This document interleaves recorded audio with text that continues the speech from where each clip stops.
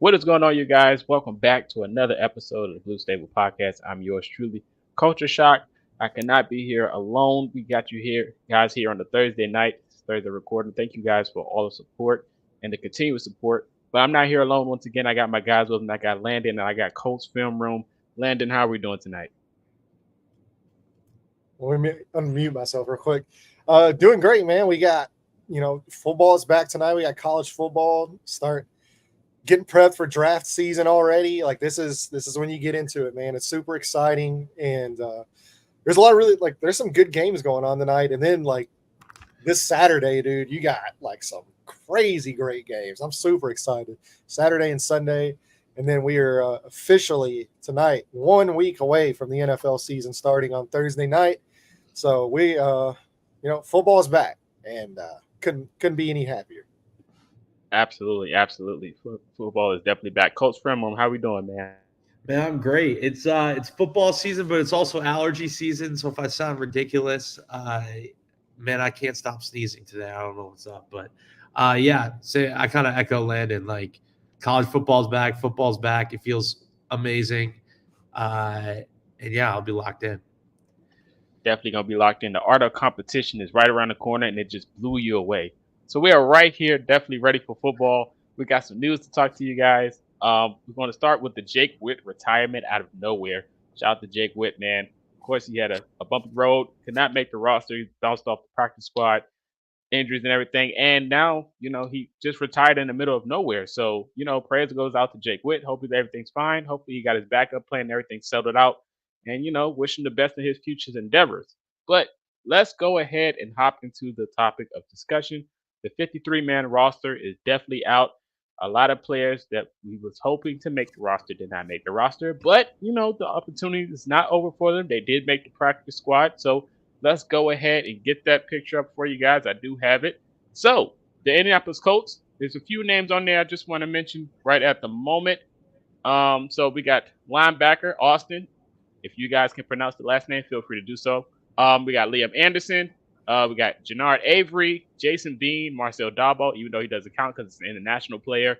Evan Hall is back on the roster for practice squad. Thank goodness, because we love some Evan Hall football. Chris Lamons is back on the practice squad. DJ Montgomery, Jalen Simpson, Amir Speed, and my GOAT for the preseason, Laquan Treadwell, is all on the preseason roster. We had a kick on there as well that played in the preseason that's on the roster as well. So just a few names that happened to hit the practice squad that couldn't make the full roster. Of course, we all love Jason Bean and Evan Hall. Hopefully, they can get caught up eventually. But opportunity is still there. Hopefully, so we'll see with that. That's going to move over to the 53-man roster. I'm going to put that up for you guys now. So of course, Ballard had a presser after that, and a lot of people, took his context and went overboard because we love those ballot pressers. But we can get into that pretty much later. But for the 53-man roster, before I let my guys get their opinions on it, I'm just going to let you guys know.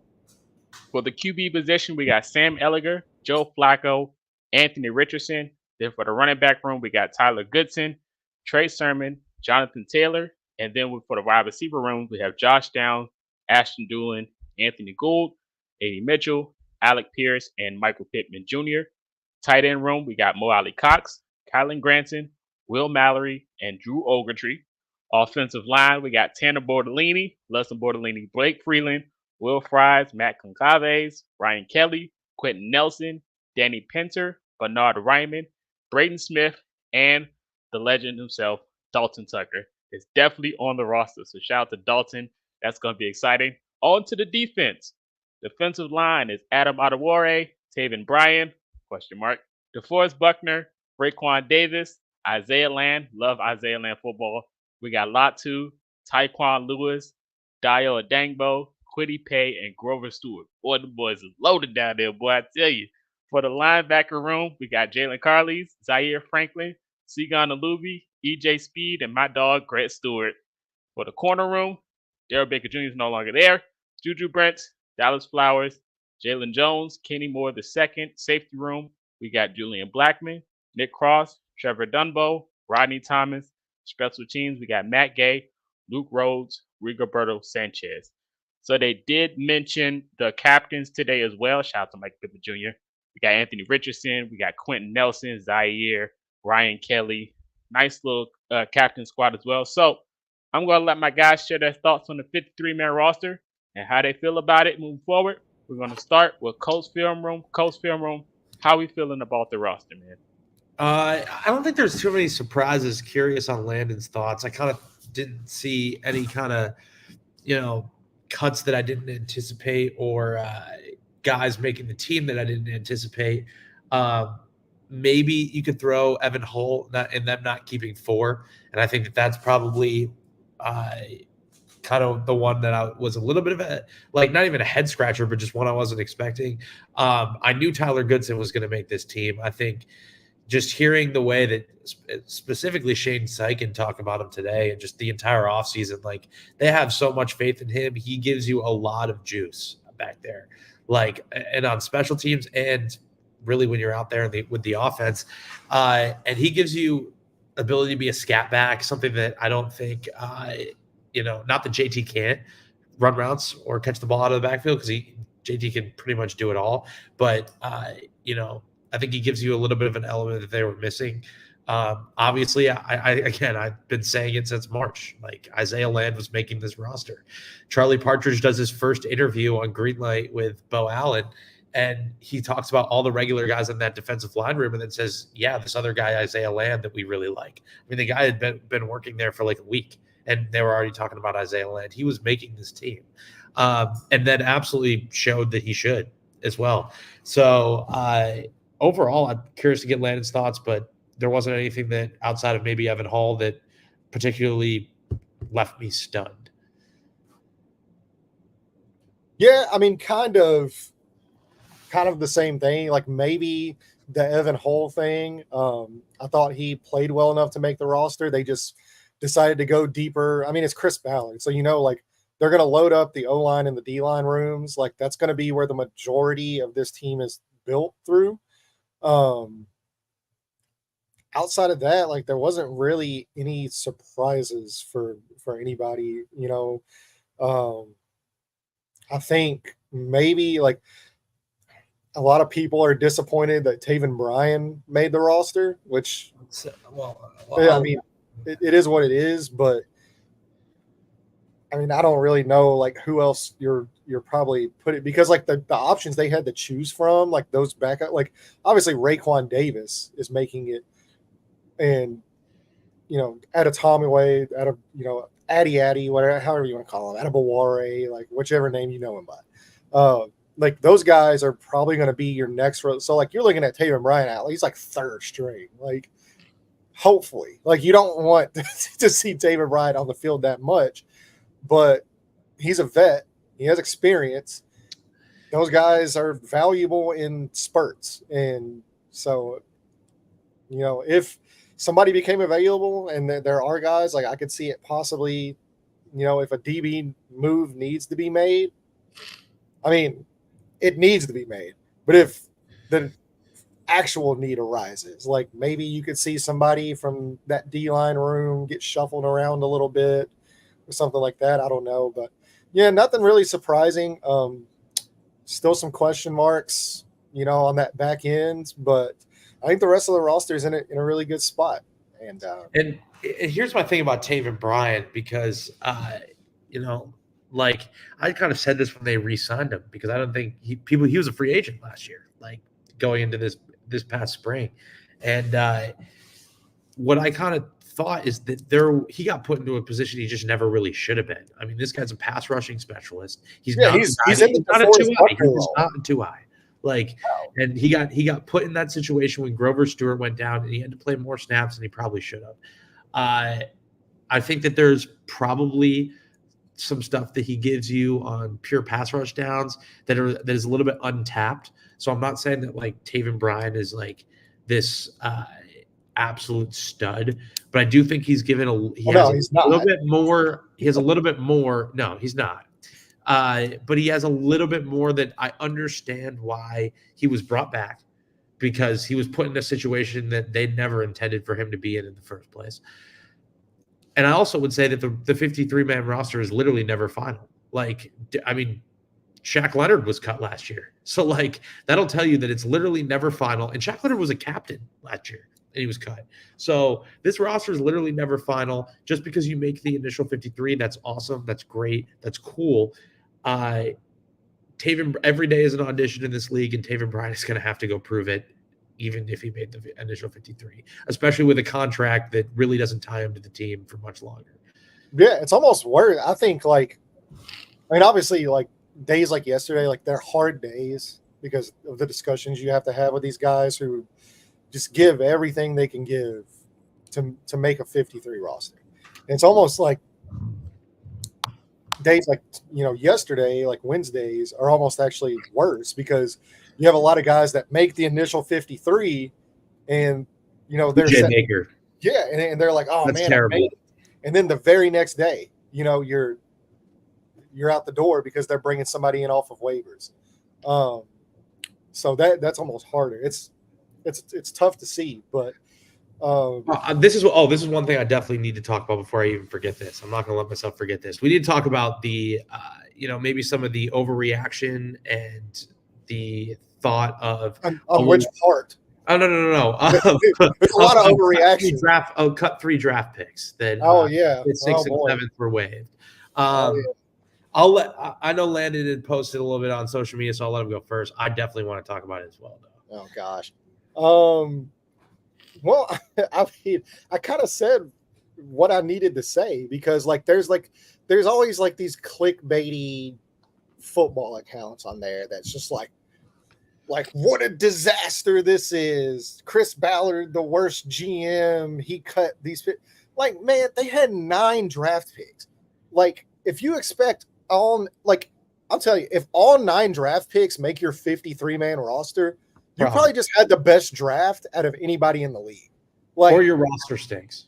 Or exactly. And that's kind of what I was saying is like it's going to be harder for these type of guys, especially in that back end where you're basically just taking flyers on priority undrafted free agents at that point.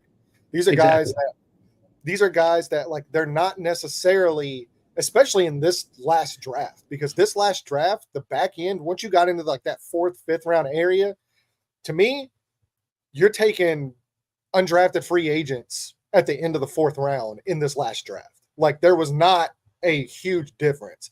And so you're prioritizing these guys that you think you won't be able to get after the draft. And those are the guys you're taking. They're all 99% of those guys are long shots to make a roster, especially if your roster is already good in certain areas.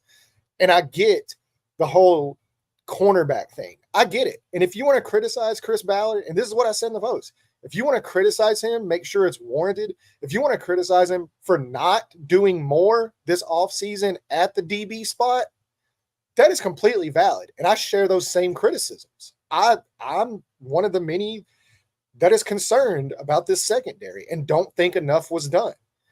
But the guys that were released, Jalen Simpson did not show enough in the preseason to make the 53-man roster. He just did.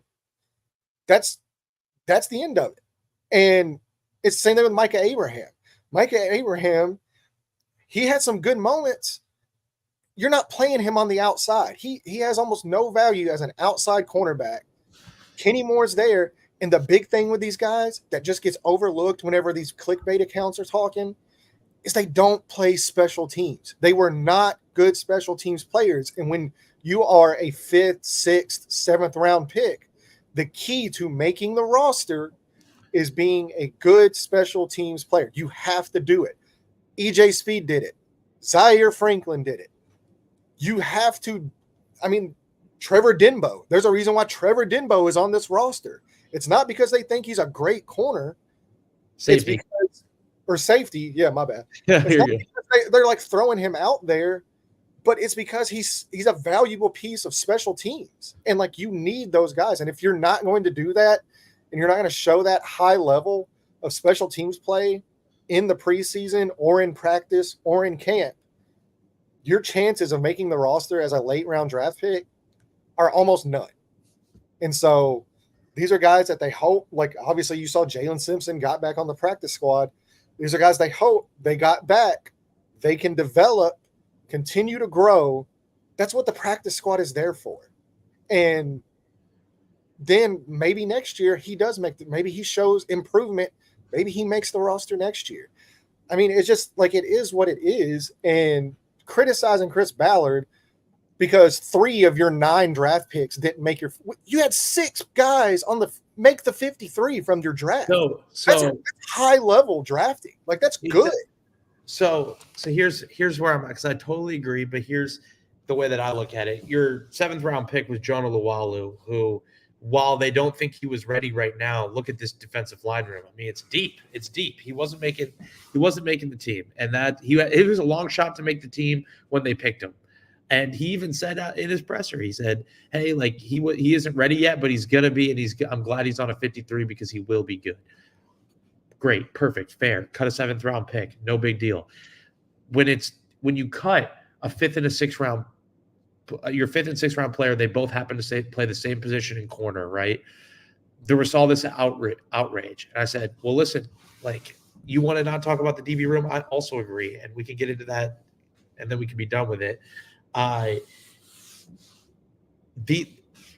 They were going to likely be replaced by a guy like Sam Womack under waivers. Like, you're right. It sucks to say this, and I hope it works out for Mike Abraham. I'm glad Jalen Simpson is back on the practice squad, but like, Jalen Simpson just like didn't play, and I don't know why.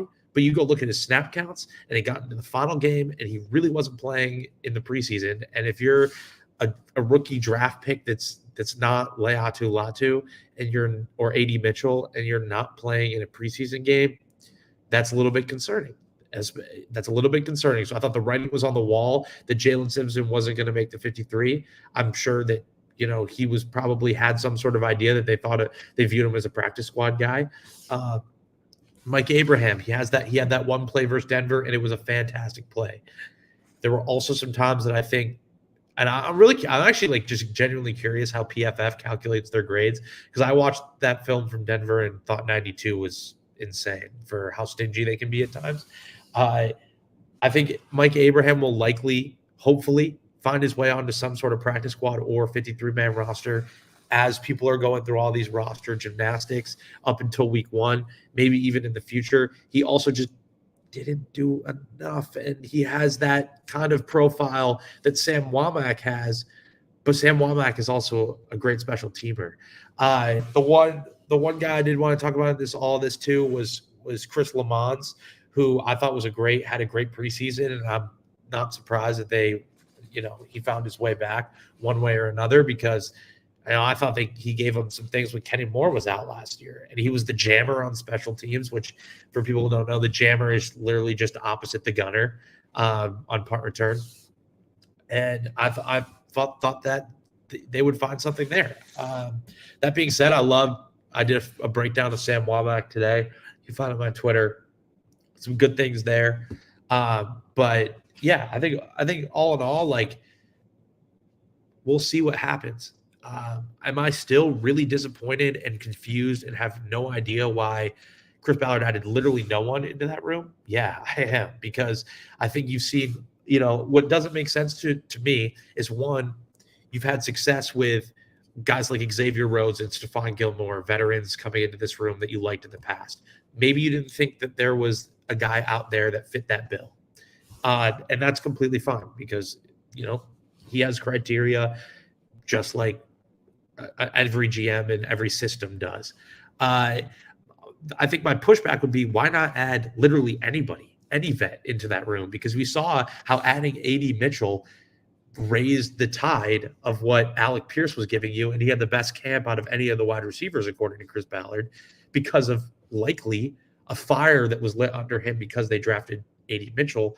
Why does that treatment not work towards the secondary? And that's why I'm confused about all of that. Like, what's the difference there? Because why would not bringing in a veteran corner to go compete with those guys? Why would that not raise the competition there and have guys playing better and have guys, there was no competition in that room this year. If we're being honest with each other, like, they didn't add a single person into that room. They went from OTAs to the last day of training camp, and there really wasn't anyone new that hadn't previously played at some point last year. And that's my only pushback on this. If it didn't work out with Snead, it didn't work out with Snead. It didn't work out with, Quinyon Mitchell and how things fall or whatever. It didn't work out that way. How do you just not address it literally, period, and then sacrifice the potential competition that you'd be getting? I agree with you 1,000%. Like even in the safety room when you mentioned Roddy McLeod, like that Roddy McLeod was a huge boost in the safety room when he came. And Ballard did mention in the presser talking about the corners. I do have it. So he said, they are young. They're going to continue to get better. Things don't always work out even when you're trying to acquire a player. I'm not saying we didn't try some things. Sometimes it just doesn't happen. We do think we have a good young talent back there, and we have a lot of belief in our front. So we'll continue to let these guys grow. Again, of course, I know Coach Fremont has a few topics that he just hates keep referring to mention, but I think this is one of the conversations that Landon likes to talk about all the time when it comes to the secondary room. I know, I'm just kidding. So, but these guys go out there and let them play. Of course, you got to let that happen, but you can't throw them out there in the fire if they're not 100% ready, especially, it's still early. We're still, grooming our team to get these guys in position to continue to compete. I mean, you're banging your luck basically. So, I mean, I'm trying to find a word to it, but I'm pretty sure y'all got a better definition. Well, no, I mean, like it's a huge rolling the dice, basically. Yeah, rolling the dice. Yeah, like it's a massive gamble, and that's what I'm saying is like we don't know how it plays out. Like, can we take an educated guess on how it's likely to play out? Yeah, sure. But the fact is, we don't know. And like the thing with cornerback too is it's such a volatile position year over year, where you have guys that just like ball out, they just go crazy, and then the next year they're just like borderline unplayable. And the reverse happens a lot too, where you have guys that are just, especially young guys, that are just terrible whenever their first year, their second year, and then out of nowhere they just become lockdown guys for a year, a year or two, and that's just the way the DB position is in the NFL. I'd borderline say, like, really outside of quarterback, I think DB is the hardest position in football to play, especially when you get to this level where if you make one misstep in cover, I don't care if you're just a half second late on a step, these wide receivers, like, they're taking you deep. You will get burnt consistently. And it's just such a volatile position year over year. So we can sit here and debate it till we're blue in the face, and we have on the show every week for the last 4 or 5 months. We've talked about it, but nobody knows until they play the games. Like, you got to see them play the game, and if we're, and Chris Ballard said it,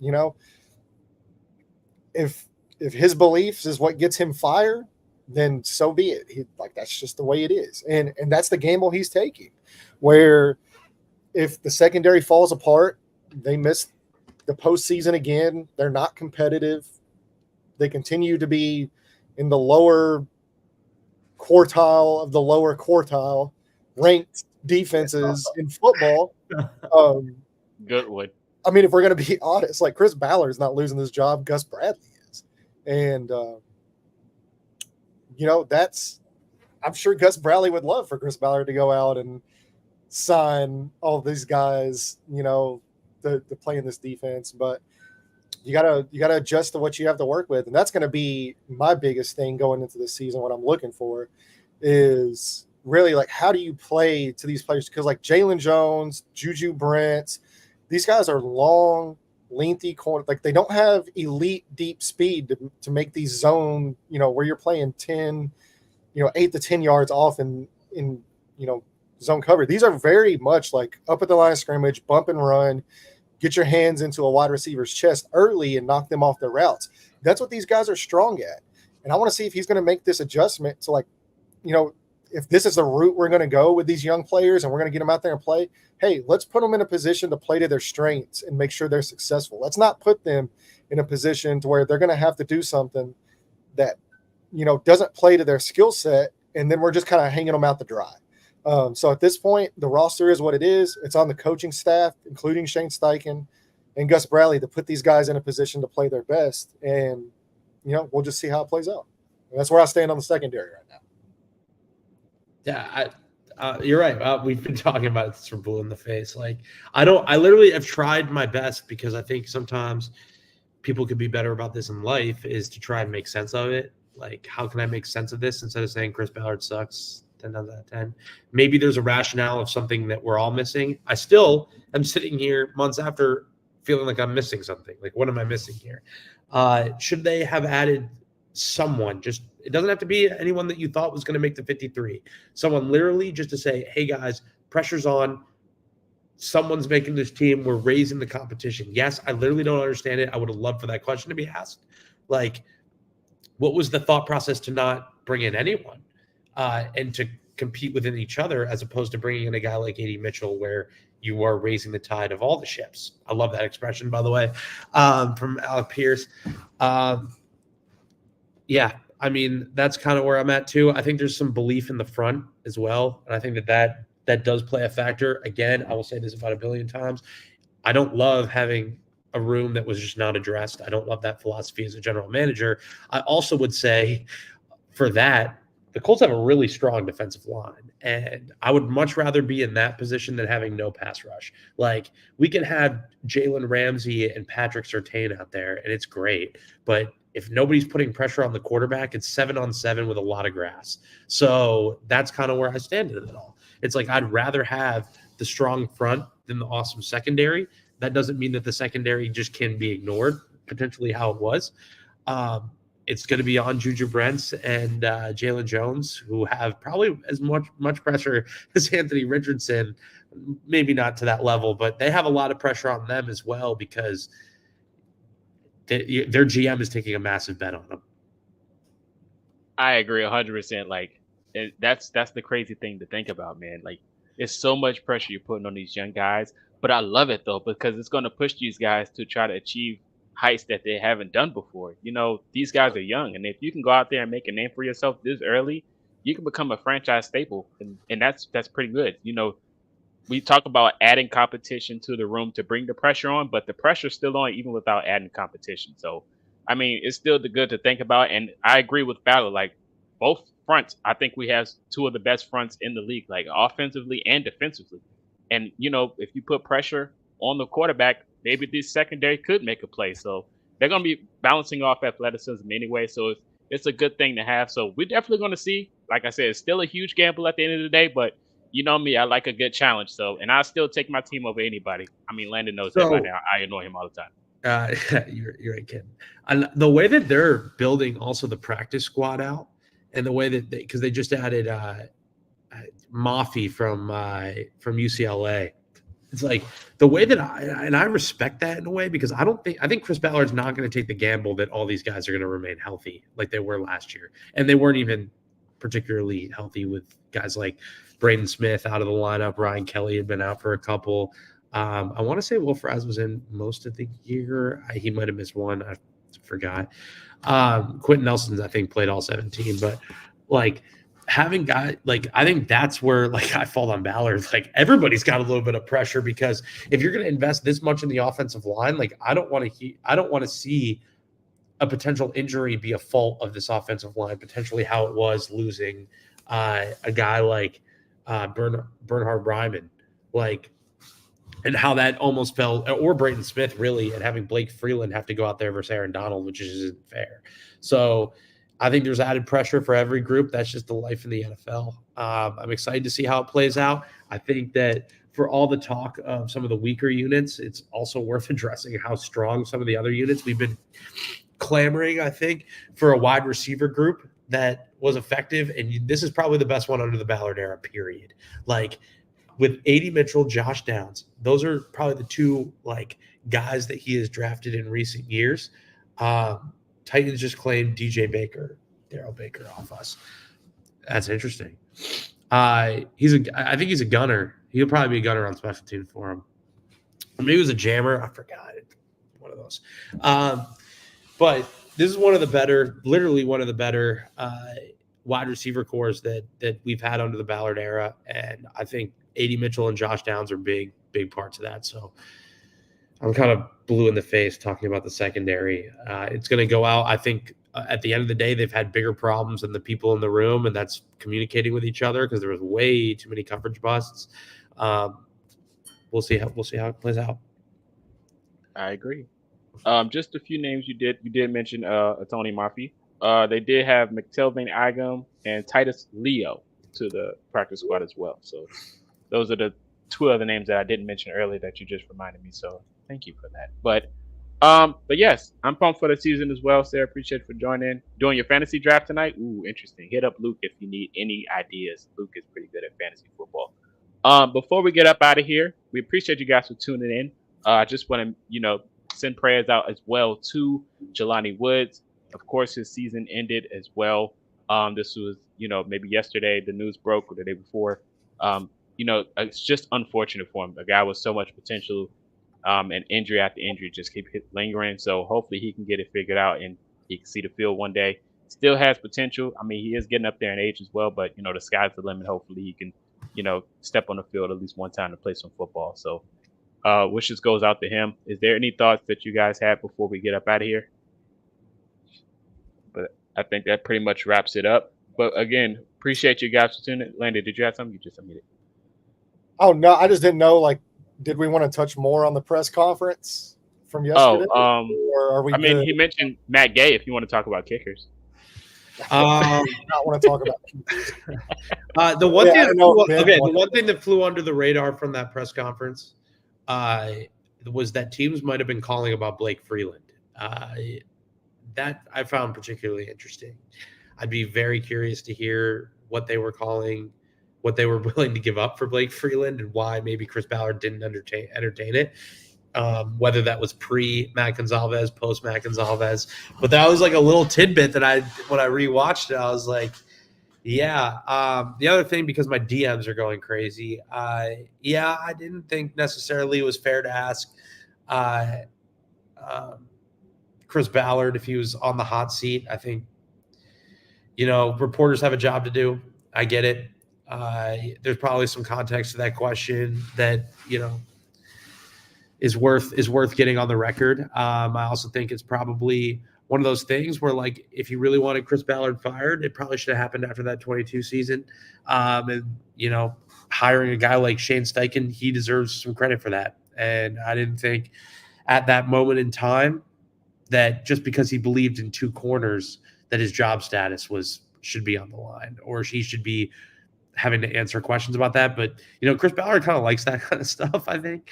And he definitely answers all those questions with grace, and he's not afraid to look down the barrel, if I should say so.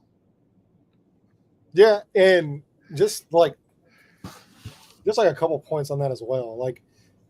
Everybody's job, including Shane Steichen's, including Chris Ballard's, a lot of people, it's all dependent on Anthony Richardson. And then that's just the nature of being drafted that high to be a franchise quarterback, is you not only carry the weight of the team on your field, you carry the weight of the organization on your shoulders as well.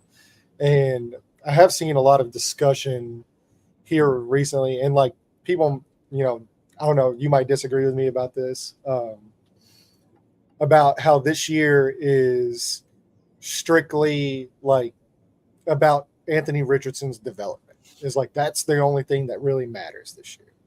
I kind of disagree to an extent. I do think it's important. You want to see the development, but look, you don't take a guy 4th overall just to throw away 2 or 3 years for him to develop. This it's not a throwaway season. His development is a big part of what this year will entail, and whether or not the Colts are successful or not. But he has to show something. You're not going to get the benefit of, if he goes out there and just absolutely stinks, and just shows no growth from September 8th and it's, December whatever, and you haven't shown anything. that's not a good look. And that's not something where you can just pump it off the next year and be like, well, like, he's 22. We'll just see what we have next year. Let's keep giving him time. No. I mean, are you going to you can't sell that to your locker room. Like, it sounds good on Twitter and it sounds good in, whatever you want to say. But guys like DeForest Buckner, Quentin Nelson, all these older Kenny Moore, like these guys are either into their early 30s or they're approaching 30. And they don't want to wait another 2 to 3 years to have some sort of success. And you don't draft guys that early in the first round to set and develop for 3 to 4 years. Like, you have to show something on the field. You have to show it this year. There has to be some type of success this year. Well, yeah, I'm not going to go to the Super Bowl and like he's just going to go absolutely bananas. That would be great. But I'm saying, like, you can't start him this year and take a step back because he's banked so heavily on running it back with the same team as last year. Like, that's their whole selling point, is we didn't have Jonathan Taylor. We didn't have Anthony Richardson. We were 9-8. If they add Anthony Richardson and Jonathan Taylor and they take a step back with those guys, that's a problem. Sorry, go ahead. No, that's just what I was going to say. And so, like, this whole, like, this is a throwaway year. Like, we just need to get Richardson reps and develop him, because I've been seeing that a lot on the timeline. And that's why I was like, oh, well, I don't care about the secondary, like Chris Ballard, like all this stuff. It doesn't matter. Like, the only thing that matters is we just need to get Anthony Richardson development, and that's the only thing we care about this season. It's like, no, that's not what we care about this season. So yeah, because I've said so. Okay, first of all, I'm not crying at this take. It looks like I'm crying right now, but I swear it's allergies. I promise you. I've been fighting back. I've been fighting back a sneeze. Look, I look like hell. Anyway, I've said something that's similar to that's the most important thing this season. I do want to clarify and say that wins come with that. You go look at the Rams game, for example. Like, it's not going to be, oh, we got blown out 42-7, but man, look at this sick throw in the third quarter. Wow, he was being a real good quarter. No, like, being a part of developing a quarterback means winning games. This roster is built to win some football games. Absolutely. Like, but I do think that those go hand in hand. Where, like, he gets the benefit of a longer leash, given his situation. Like, I literally before the show, I tweeted out that Rams play to Alec Pierce, and I said, I'm not letting myself give up on this guy. The highs are too ridiculously special, and he needs to have one of those games in the NFL where you throw 2 picks in a brutal loss, and you go look at the film and you bounce back and you learn from it, because it's literally happened to every single person. So I definitely agree that it's not. I would never say it's a throwaway or this is just like, hey, it's all about one person. No football team is ever about one person. All I'm more saying, because those things will go hand in hand, is when he takes those steps, this team is good enough that that'll translate into wins. But right now, for the first month of the season, I just want to see Anthony Richardson continue to develop that long leash doesn't get to be there for a whole season. It just doesn't. That's just the reality. Are they moving on from Anthony Richardson? No. Does that mean that somebody's going to have answers for why it didn't work? Yes.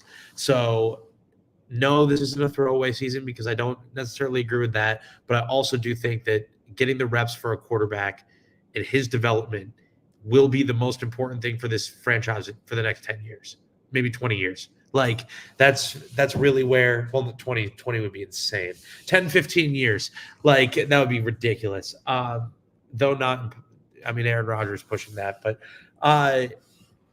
that's kind of where I'm at. They do go hand in hand, but that still is the most important thing, but it's not by any means a throwaway season. Yeah. And that's kind of like the point I was trying to make, was like, I know we've talked about it too. And like you mentioned on the last show, kind of like last year's Green Bay Packers, where early on Jordan Love made some mistakes. The Packers had a losing record. They weren't good, but then you saw things continuously improve week to week to week. And then towards the middle to the end of the season, the team just took off because the team around him was good. And he just became a franchise level guy. I mean, he was one of the best quarterbacks in football the last half of the season. And that's kind of what you really are kind of looking for especially with a guy that's taken 4th overall, is like you can't afford to, whenever your whole philosophy has been our roster is built to win now. We don't need to add any pieces. We're going to run it back. We're just going to add JT. We're going to add Anthony Richardson, and then let's go cook. You can't afford to take a step back at the end of the year. Like, you have to see some type of growth. And like you said, with that growth, wins will come. And that's kind of what we're looking for. But by no means am I saying, like, some of the takes I'm seeing on there is it, wins and losses don't matter this year. It's just all about the development. Like, I just strongly disagree. Like, at the end of the day, you got to win. That's what the whole game's about. And here's my pushback on that is like, how if he is developing, then why wins will come with it. Like, do I think that they need to win the South this year? Probably. Do I think that, like, ultimately what I care about most? I don't even think they honestly need to win the South. I think even just getting into the wild card. I think they have the team. They could contend for the South. I mean, it's definitely possible. But I think just even getting into the conversation, like getting yourself into the playoffs, regardless of whether it's the 7th seed, whether it's the 4th seed, the 6th seed, it doesn't matter. Just as long as you're putting yourself in that position to get in. That's where I need to win the South. Well, of course.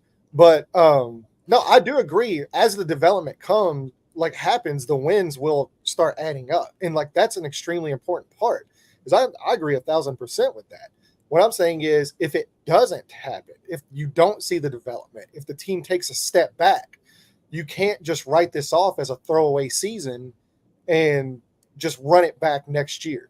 Like, this isn't a run it back situation. Like, this is the game you took this year. It has to work this year, or else changes need to be made. I'm not saying people need to be fired or lose their job, but at some point, like, if it's not working, philosophy needs to change. Yeah, exactly.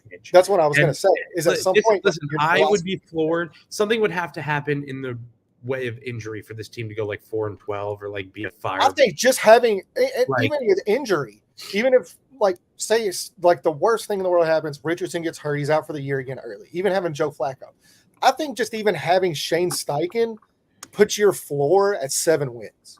Like, with the roster they have with Shane Steichen, your floor, I think, it starts at 7 wins. I agree with you. I think he's that type of football coach and that type of play caller. I think, kind of where I'm at with that is, like, it's tough because this is a win now roster with a lot of young youth that you almost wish could come along, similar to, like, maybe like the Commanders, or like with who are starting with Jaden Daniels. It's tough.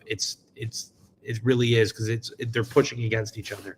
I would say, yeah, if this doesn't work this year, there's got to be a philosophy change where it can't just be, hey, we're relying on the young guys, because that's not going to sell tickets if this doesn't work this year. If these guys start to really show out and show up, which I think they will, like, I'm on that side of that spectrum, then Chris Ballard absolutely gets to believe whatever he wants. I also think he can believe what he needs to believe in, but I think he would admittingly like to be, he was, it's documented.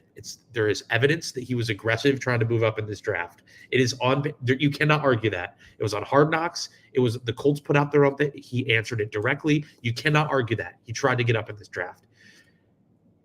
Potentially, maybe there needs to be more aggressiveness in free agency if it's really not working, if things really aren't working that way. Right now, the only hole that I can look at is the secondary. Does going out and trading for an aging corner that you like really makes sense? I don't know. Some people would tell you no. Just drafting on higher. Flexibility to make a move in season too. That's the thing. Like you were saying earlier, is the roster's never complete, and we've seen it many times where these guys get disgruntled. And you're 2 months into the season, 1 to 2 months into the season. And it's very rare that in-season trades happen. It's just not a huge thing that happens.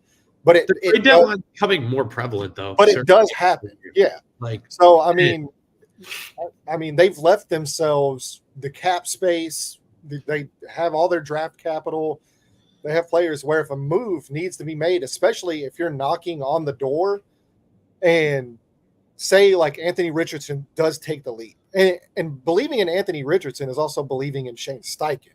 And I think everybody should believe in Shane Steichen. Say you're knocking on Richardson takes the lead. You're knocking on that door, but the secondary is still just holding this team back.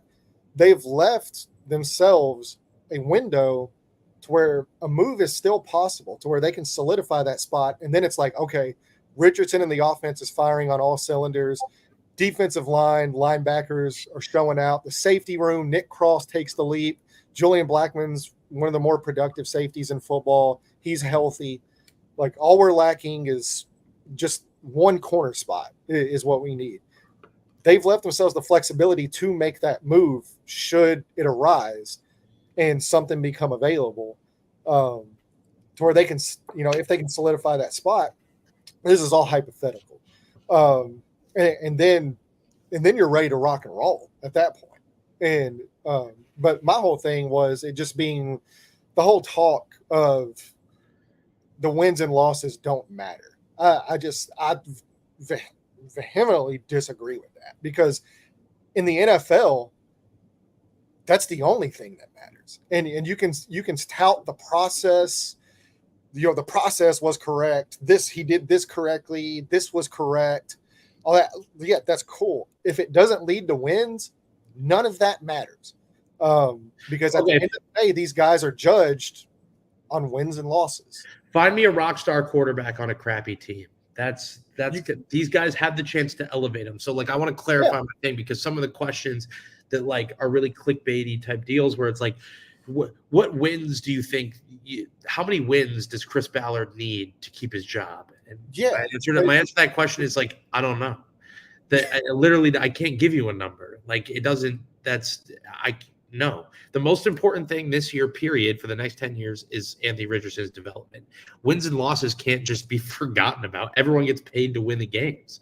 Like, no, there's not a single team, unless you're a new regime where you are basically pitching to your owner, hey, if you hire me, we're going to be terrible the first year. We're going to be like what Washington was doing, like you said. Like sure. Yes. Like, we are going to be absolutely or potentially what New England is doing by not starting Drake May this year. Yeah. Like, that's the only exception.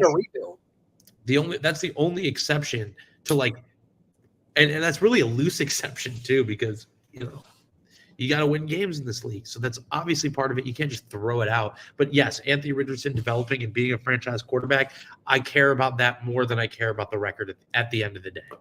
But the record will also be good if that works out. Exactly. I think that's kind of where we're like very similar. Is like the record does matter.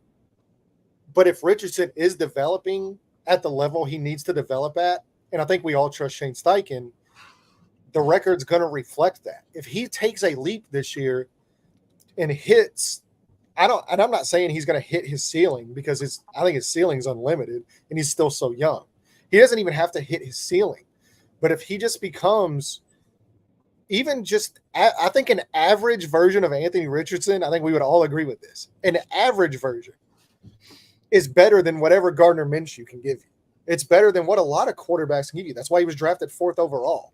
Is because even his lows, there's a built-in floor with what he's able to do with his legs.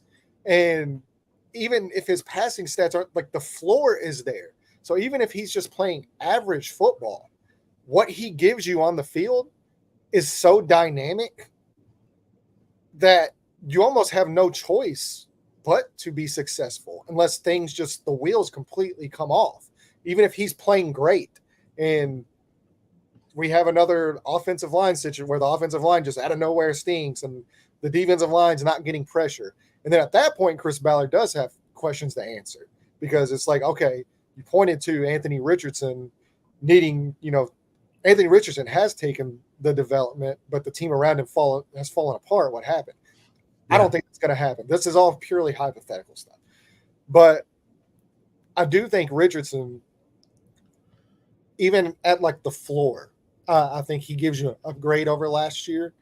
And so I think the results have to reflect the upgrade. And I think as he gets more comfortable being on the field, he gets more reps. He's not a guy that makes a mistake and he makes the same mistake over and over and over and over again. We've seen that, like even just in this preseason game, like or even just in this preseason where he's messed up something, he'll see the same thing a game later and he's got it corrected. So I mean, we're like, you really do want to see the growth, but I do think like you have to show some type of success this year, and as long as he's developing in the way that he should, I think you will see the success. Yeah, that's kind of where I'm at too. Like I really am. Yeah, it's already got on that tangent, but it's just something that's been bothering me is that whole conversation of like the wins and losses don't matter. Like the only thing that matters is this and this and this. It's like I think everything matters. Like I think you have to win. Anthony Richardson has the development. You have to like the secondary's got to play better. The defensive line needs to. It's ridiculous because they go hand in hand. Because if Anthony Richardson stinks, this team is not. I mean, it might win 7 games max. Yeah, 6 7 games. Maybe 7 games max. I mean, that's where it is. Like, so they go hand in hand together. But yes, the wins and losses do matter. Yeah, that's kind of where I'm at. I agree. It definitely matters, and I do think Richardson, we all can agree, has the highest ceiling, and he has so much potential. And you can tell how he's learning and progressing each game, even when he struggles. You can see it, like Landon mentioned in the preseason game with Callie Granton in the misdirection. Like he figured it out in the blink of an eye. So I think he's a fast learner, and I think he has the ability to be really great. Especially last year, he didn't have Jonathan Taylor when he was on the field. Having him come in to start the season off fresh, I think is going to be an exciting season to watch for these guys, and I can't wait. It's right around the corner next week. You guys just stay tuned, be patient. Regardless of what even happens record-wise, I mean, this team's going to be one of the most fun teams to watch in football if Anthony Richardson's out on that field. Like it's like must-see TV. The plays that he's going to make this year are going to be phenomenal, and regardless of what happens, they should be like, you hear the NBA, like the whole league pass teams, like they should be on everybody's league pass list. Where you want to watch the Colts every weekend because you might see something you don't see very often. And like I think that there's that element where it's like people are scared if you figure, because if this click, like that's the thing, like the floor is high, just because I just have so much trust. I think Shane's like Shane. And here's the thing, like people want to talk about great play callers, and the same names come up, and that's great, and that's fine, and that's awesome because they are. But like, what makes a great play caller, and people like a misconception, and then I'm done. The misconception about being a great play caller is like they see this explosive play, like this wide open pass, and they're like, wow, he schemed him open. Great play call. That's my play caller. And in that sense, not that isn't true all the time, but like sometimes you can get a play schemed open because it's just a bust in coverage and they got lucky. And then there's times where a player makes a play. What happened in Tennessee in the preseason? Yeah, this was last Tennessee preseason. you make a bust on like a quarterback busts a play, and then there you go, it's a wide open play. But you see it on the broadcast angle where you really can't see anything, and it's like, wow, Shane Steichen's the best play caller. Play caller X is the best play caller. It's not usually how it works. If you want to go look at like actual play callers, go look at long sustaining drives. And I tweeted this out at the Bengals game. And if I had the Colts film from Twitter last season, I would have tweeted it out prior. When Shane Steichen's on a roll, he's on a roll. He just knows how to keep everyone in sync, and he knows how to keep the chains moving. And like that's what being a really good play caller is, and that's how you can study how good play callers actually are. I think Shane is still. That's why I created the account. I think he's still up there with one of the best in the league. I really do. So like the floor is high, but if this clicks, oh my God. And that's where it's like, I'm never giving up on it. I'm not giving up on it. Like you can't let yourself give up on it this season if the Colts get blown out in week 1 in Houston. I'm not losing any faith because there's 17 more games. So, but don't worry. If that happens and CJ Stroud is parading on the field and like clips are going viral of him talking crap and all this, like it'll go viral. People will have their takes ready to hit send, and he's going to prove everybody wrong. Because if you're on the side of he's the franchise quarterback, he's the savior, it's likely he will prove you wrong at some point in this season. And if you have the take of he's literally the worst thing, not a passer, like stereotyping the heck out of him, like he'll prove you wrong too. So that's kind of where I'm at. Love that energy. Love that energy. I'm glad we're all on the same page because that's why I have you here. I know you guys have the same thought as I do. Just a more intellectual thought. I just love it. I love the energy. But appreciate you guys for tuning in. College football is live now. We're going to go watch some college football and enjoy it. Yes, sir. But appreciate you guys for tuning in. We'll be back. You guys stay tuned. Turn on your notifications. Follow us on all platforms. We're everywhere. Just look up the Blue Stable. You'll find us. Appreciate you guys for tuning in once again. You guys have a good weekend, and we will see you guys again later.